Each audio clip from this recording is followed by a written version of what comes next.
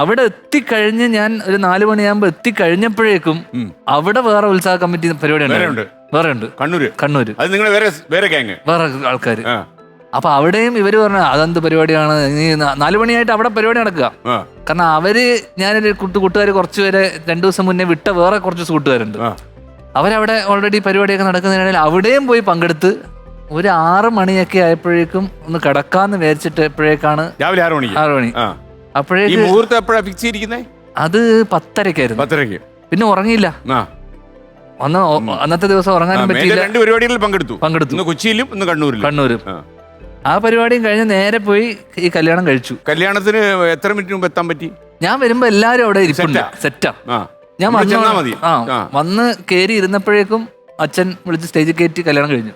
മാത്രമല്ല അച്ഛൻ ഒരു ഉഗ്രൻ ഡയലോഗ്, എന്റെ മകനെന്ന് വിശ്വസിക്കുന്ന ധ്യാൻ ഇവിടെയും കാണുന്നുണ്ടെങ്കിൽ ഉടൻ തന്നെ വേദിയിലെത്തണം എന്നല്ലേ അനൗൺസ് ചെയ്തത്.